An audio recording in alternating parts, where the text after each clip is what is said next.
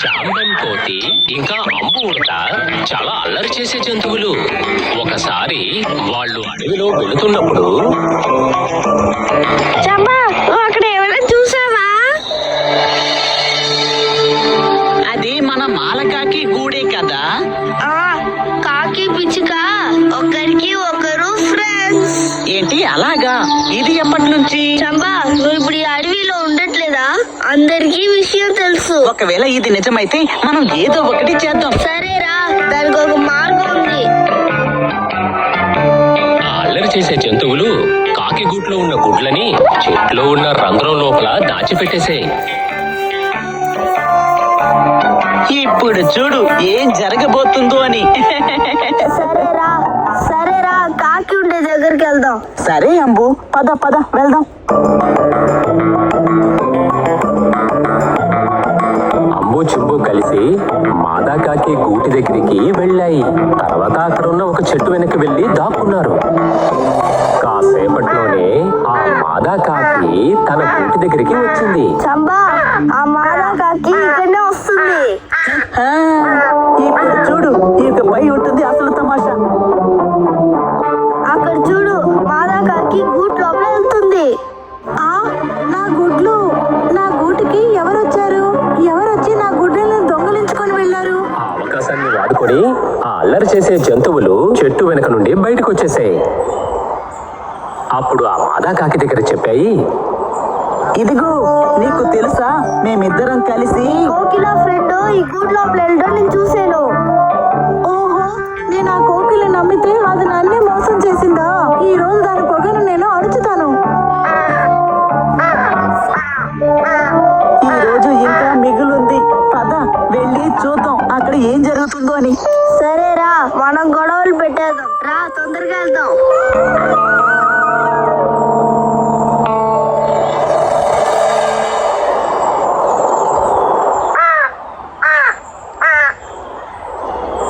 ఏమైంది?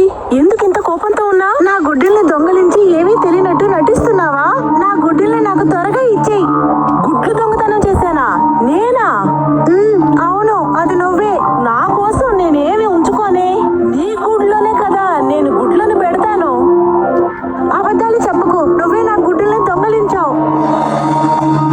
ఏ చంబా, అక్కడ చూడు, వాళ్ళిద్దరు గొడవలు పడుతున్నారు చూడు. ఈ విధంగా చేంబన్ ఇంకా అంబు వల్ల కోకిల ఇంకా మాదా కాకి మళ్ళీ శత్రువులైపోయారు.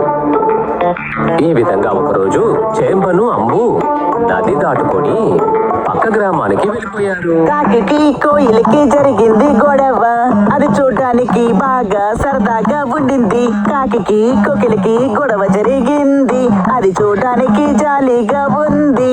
జాలి జాలి భలే భలే జాలి. అరే ఇక్కడ చూడు, మన గ్రామానికే వచ్చేసాం.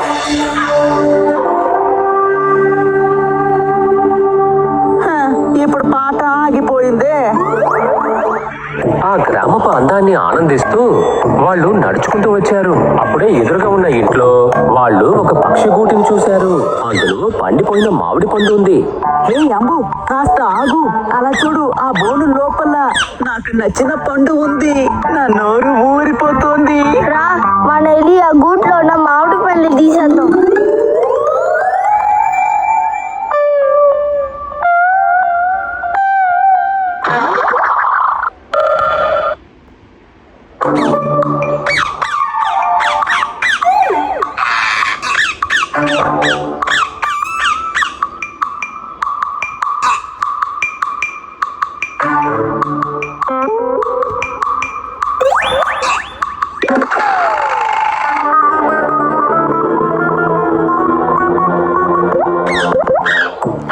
చేంబన్ సహాయంతో విడుదలైన చిలకలు చేంబన్ అంబు వెనకాలే ఎగురుకుంటూ వెళ్ళిపోయాయి.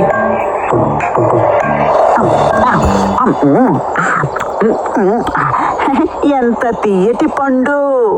ఏ చంపా, తొందరగా రా, అడవికి వెళ్దాం. నాకు కొంచెం భయంగా ఉంది. ఎందుకు? నాకు అదంతా తెలీదు. ఇది మన అడవి కాదు. ఇప్పుడు మన ఆట ఆడాలి. అప్పుడు మనం ఇక్కడ బాగా ఇరుక్కుంటాం. అది ఊరు లేక అడవో నాకు సంబంధించి ఒక్కటే. అలా కాదు చంపా, అడవి అనేది మన ఇల్లు. అక్కడ మనకి ఫ్రీడమ్ ఉంది. ఇక్కడ మనల్ని ఎవరు డిస్టర్బ్ చేయరు. కానీ గ్రామం భయపడకు, మనం వెళ్దాం.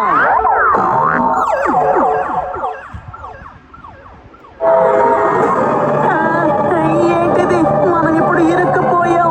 మమ్మల్ని వదిలేయండి, మేము ఏమి చెయ్యం. అలా చెప్పడం వల్ల ఏం ప్రయోజనం లేదు చంపా. మనుషులకి మన భాష అర్థం కాదు. రెండు చిలకలు ఒక చెట్టు కొమ్మపైన కూర్చుని జరిగే సంఘటనల్ని చూస్తూ ఉన్నాయి. వాళ్ళు మనకి నచ్చకపోయినా వాళ్ళే మనకి సహాయం చేశారు. అవును, మనమే సహాయం చేయాలి.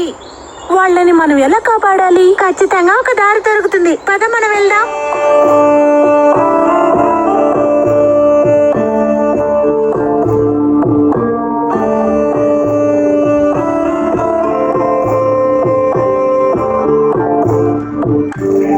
మాతాకాకి, మాకు సహాయం చెయ్యి. మా స్నేహితులు బాగా చెక్కుల్లో పడ్డారు. మాకు సహాయం చేస్తావా? మీరంతా ఎవరు? విషయం ఏంటి?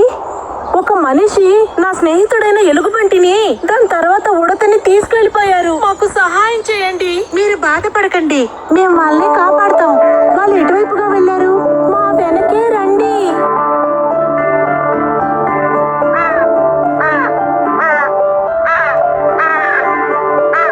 మమ్మల్ని ఏమీ చేయకండి, మమ్మల్ని వదిలేయండి. ఇంకెప్పుడు ఈ ఊరు వైపు రానే రాము.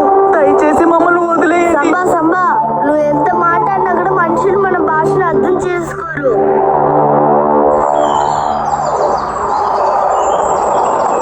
ఏ పిల్లలు, ఏం చేస్తున్నారు? వెళ్ళండి, వెళ్ళండి ఇక్కడి నుంచి.